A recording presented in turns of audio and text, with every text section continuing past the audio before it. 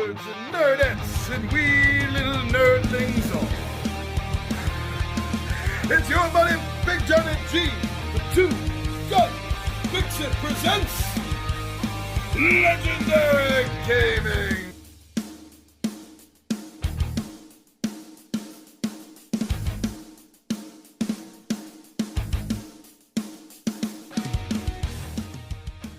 Hey, what's up, and welcome back to another Midday Monologue Monday. As you already heard or know, I'm your host, Big Johnny G. So I like to do these episodes every now and then called Building Your Collection, where I talk about if you're new to board game collecting, or you just want to increase the collection you already have, some of the ways to do it, some of the titles to think of, and I break this down into different sections. So what I want to do now is so massive, so big, it has to be a two-parter, and it's funny that it's this big because the topic, as you've probably already seen from the thumbnail, is building your small box game collection.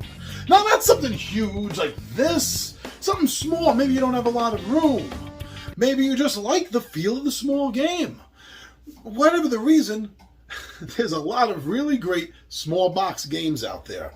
So I'm going to break this down, and this first part will cover 1-player, 2-player, and 3-player option games. And then part 2, which is really huge in and of itself, is going to be for 4 and more players. So come on, down the table, join me, and we'll talk about some really good, great even, small box games that you can use to build your collection.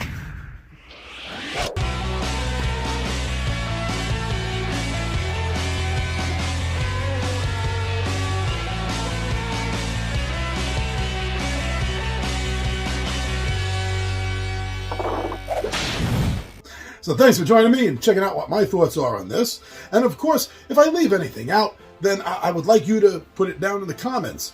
Say, hey John, you forgot this. This is a great 1-player or a great 2-player, or this is the best 3-player game I've ever played, and it's a small box. It should have been on your list. Just go ahead and do that. It's friendly, it's nice, it's good, and anyone watching the video and checking out the comments, you'll be helping them and giving them more ideas for building their own personal collection.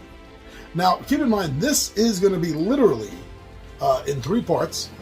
Right now, this segment is going to be in 3 parts. The first one is for games that are only 1-player games.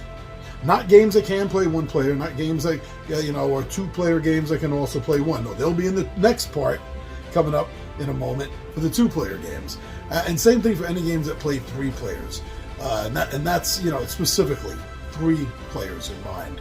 So if I leave a game off that plays 3, 2, or 1 players, stop and think to yourself for a moment, does it also play more? Because if so, that'll be in next week's, the next installment of Building Your Collection. So take your time and let's check out this list together, my friends. So as far as games that specifically do 1-player games, I do have a few thoughts on those. There's not really a lot out there that are specifically 1-player only that I've played and I enjoyed enough to put on this list. So in no particular order here, I just want to let you know this is no particular order. First one I'd like to point out is by Grey Gnome Games, and that's a title called Desolate. Now, yes, you can play more than 1 player if you have the small expansion and the large expansion. I'm not talking about that. About just the game, the base game, the core game of Desolate itself. This is a really fun, great game. It's science fiction horror, and think almost like a little bit like Alien, but it's not Alien at all. But you could think of it like that. You go out to find out what happened to a lost colony on an alien moon, and you crash when you get there. You're the sole survivor, and you find out it's been overtaken by aliens, and you just need to find some energy pods to get back in your ship and get the hell out of there. And it's a fun little game. It's a little bit of tension to it, which I like, in its system of draw 2 cards, see 1, choose the unseen or the seen. That's a really fun system. It's a good game. I've had a lot of fun with it. I've done a lot of playthroughs of it, and I'm going to be doing more. That's for sure. Now, also, there's another science fiction game that I haven't played in a while, but I have enjoyed when I've played it, and that's called Sojourn. And this is a time-traveling game. And one of the reasons I don't play it as much as I should is because I don't like the way it unfolds on the table. But that's the only thing about the game I don't like, and that's because it's not the easiest to film. Because you're literally building out a timeline on these cards of historic moments in Earth history, in human history. And it grows out pretty wild, and I think I've only won the game once. It's not an easy game, but it's a fun game, and it does have a little bit of tension again. I do tend to look for that in games a little bit. I enjoy that in games. But I've never thought it was so much tension that, it caused anxiety or anything. But Sojourn, A Journey in Time, that's another good option for you. It's not a big box, and won't take up a lot of space. Now, another game you've seen me play so many times. I have videos on this, and it deserves a spot here because it is a one-player game. It's a tiny box, and that's Friday. This game of Robinson Crusoe survival on the small island is something that I just can't get enough of. And I love the fact that several viewers over the years have told me that they've never heard of this game. They saw me play it, and as a one-player, quick filler game option, they loved it so much that they ended up buying it. So I'm so glad I could bring that to people's attention. If you don't know the game Friday, go watch some of my videos, or I don't care, anyone's videos. Just learn more about it. It's a really fun, tiny box, one-player game. Now, also along those same lines, and in this case, like even tinier box, one-player game. This is another game that I've gotten several comments from individuals that did not know of this game. They saw it here on the channel, and they enjoyed it so much they went out and got it themselves. And that's The Abandons. And The Abandons is a really fun maze puzzle survival game with this living maze that's literally trying to trap you. Can you find your way out? I often do. It's actually one of the games I do better on than the others. But no, I've lost a few, and it plays so quick. I've been able to play sometimes, I think, like 3 games in one Friday night filler session that I've filmed here for live playthroughs without it going over more than like maybe 30 or 40 minutes. So it's real good, real fast, real fun, and gets you in the mood for bigger gaming for later that day. Now, probably the biggest box in this one-player selection of mine, but it's a very flat box. It might be a little bit bigger than the others, but it's also a little bit flat, and that's called Pulp Invasion. So this game has this beautiful art, and that's what first attracted me to it. The AV Studios that publishes the game had gotten the rights to a lot of pulp fiction magazines, and they'd come out with a prior game I have not had the opportunity to try yet, called Pulp Detective, where they used a lot of the imagery from pulp magazines. Literal, they own it, they bought it, so they could just rip it right off for their cards in the game. Now, they did the same thing with science fiction, and that's where Pulp Invasion comes in. Some of the best, most beautiful, and I recognize some of it, so I know some of them are to some degree iconic pieces of pulp fiction sci-fi magazine artwork, and it really just looks so amazingly beautiful. You can play 2 players if you have either X1 or X2, the expansions, but I'm just talking about the core box game. It's a one-player experience. And it's really fun. If you really enjoy the visual aesthetics of a game, and you like science fiction games, you definitely got to check out Pulp Invasion. So those are my one-player games, but there are some games out there that have been specifically designed for 2 players. So why don't we take a fast look at those? Now, moving on to 2-player specific games. Well, actually, the first 3 on this list you can also solo. But they really shine as 2-player games. Let me get them out of the way, and then I'll talk about the others on this 2-player segment. So, Judge Dredd Block Wars. This game is literally torn from that comic book series. The art, the story, it's a really intense head-to-head 2-player game that's really a 3-player game. And the reason I say that is because the judges are an AI deck. So it is player versus judge, judge versus player versus player. The intensity of the constant back and forth battle really comes through with this game. Thematically, it grabs you by the throat and makes you feel like you are literally in a 2000 AD Judge Dredd comic book. And I've played a few Judge Dredd games, and this does it probably better than a lot of the others. And I think that's because it is so small, compact, and fast. I think that's the reason it achieves that feeling with me. But if you're a Judge Dredd fan, you haven't played this game, go check it out. Play this game, because I guarantee that you're going to enjoy it enough to either want to play it more or just downright get it yourself. So the other one is one of the earliest games I actually ever reviewed on this channel, going back almost 6 years ago, and that's a game called Deathbot Derby, which is this sci-fi futuristic. I've always seen it as post-apocalyptic because the drawings, the art looks kind of spare party, like your robot is built out of spare parts.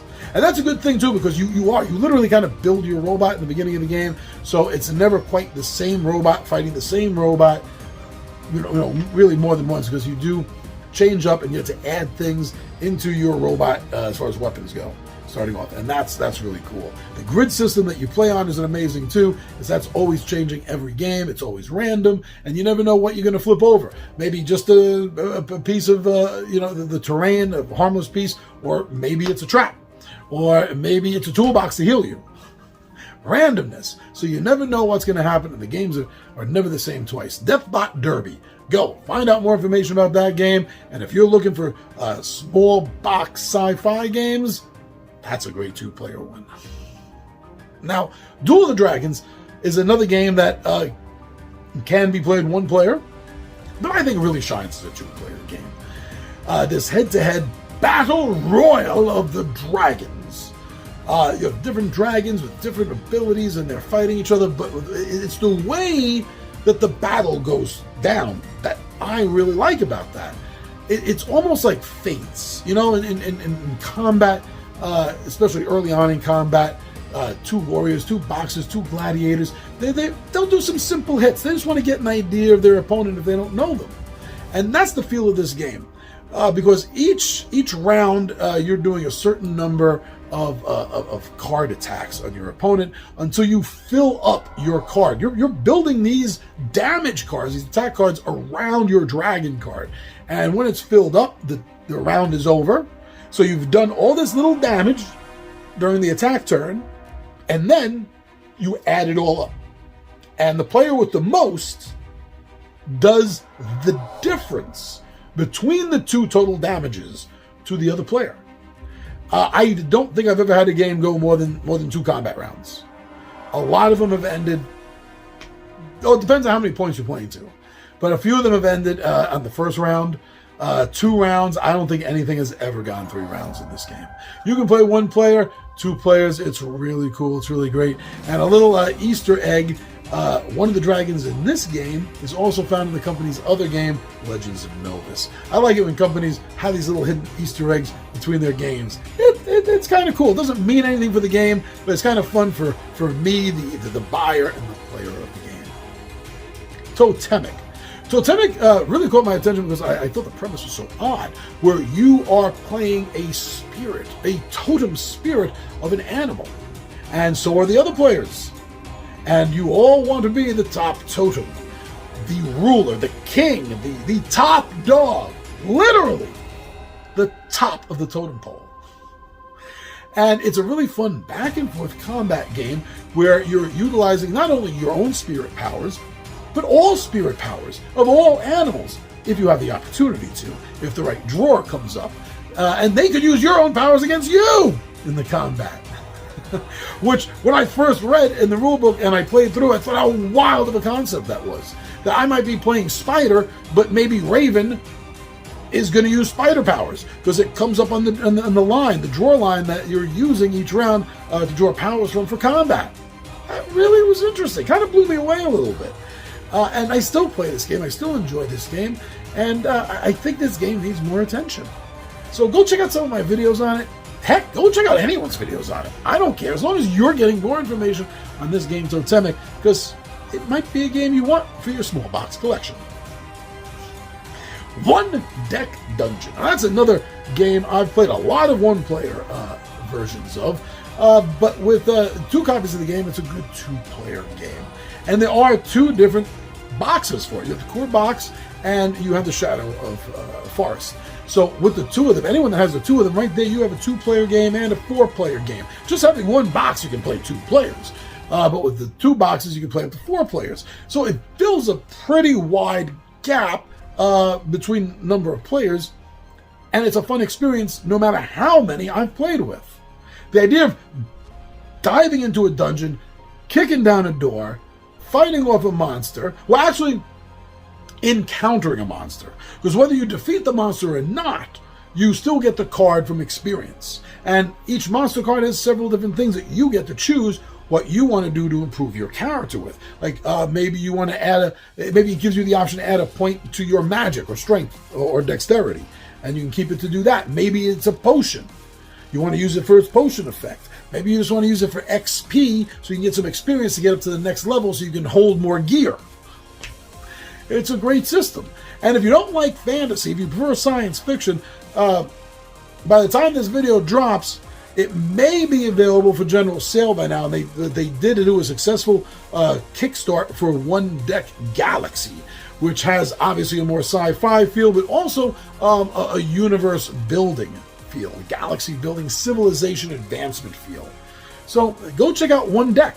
Whether it's Dungeon or whether it's Galaxy, it's going to be a worthy addition to your small box collection. Now, for games that strictly play 3 players, I only have 2 options that I'm aware of. I own both of them. I've played both of them. If there's any other games that are specifically for 3 players and they're small box, let me know. And let everyone else watching the video know by putting it down in the comments below. Now, the first one is the real true 3-player game of this. The other one is way too big to be in this video, but since I don't know of any other specific 3-player game, I decided to put it in, so sue me! Now, the first of the 3-player games is Adventure of D. First or second edition. I'm talking about the second edition, though, because the first edition is impossible to get, and they came out with a second edition, which is what I own. I did the Kickstarter for it simply because I knew of the history of the game. I've heard stories of this fantastic game that no one can buy anymore called Adventure of D. A fantasy-based game of world exploration, basically, and finally defeating an evil necromancer at the end of it. Wow, sounds cool. Couldn't get it anywhere. Then they came out with a second edition that they did on Kickstarter, and I'm so happy that I got it because it definitely lived up to everything that I heard about the game. Super fun, super easy to play, fast to play, different levels to experience in the game. It's never going to be the same game twice, and it definitely left me with the feeling that I had just gone on an adventure. And a game like that, that's really all it's supposed to do in order to have fun. So if you're looking for a good fantasy game, now you can get it in 2 versions. The second edition, you can get it, the basic version of it, which is so small it literally just comes in a tuck box. Or you can get the deluxe version, which comes in a bigger box, but it's still like this big. I mean, it's not that big. And has some better tokens in it, and a few extra cards, including environment effects that you can throw into the game that'll continue to change things up so it's always a different game. Now, the last thing I want to mention, again, it's too big. It shouldn't be on this list, but it's the only other 3-player... Well, you can play 1 or 2, but it's supposed to be exclusively a 3-player game that I know of, and that's called The King is Dead. And this takes place right after the death of King Arthur, and you are one of the players that is not really trying to get control of the kingship, not really trying to become king, but trying to gain enough influence so whoever becomes the king, you're the mouth behind his ear, so to speak. Which sometimes is a better spot than the kingship itself. But the box is big, shouldn't be on this list. But like I said, it's the only other game I can think of that, although it can play 1 or 2, is specifically designed as a 3-player experience. So I know there's a lot of games you're probably sitting there saying, John, you didn't mention this, the other thing. Stop and think. Maybe they're coming up in the next installment, because that's going to be this same subject, but specifically about games, small box games that play 4 or more. So what games did I leave off that list that are specifically 1 or specifically 2 or specifically 3-player games? I want to know. And I'm sure anyone else that's watched this video to the end want to know as well. So put it down there in the comment. Thanks for taking the time to watch this video. I'm your buddy Big John at G for Two Gun Picture Presents Legendary Gaming, and I am out of here.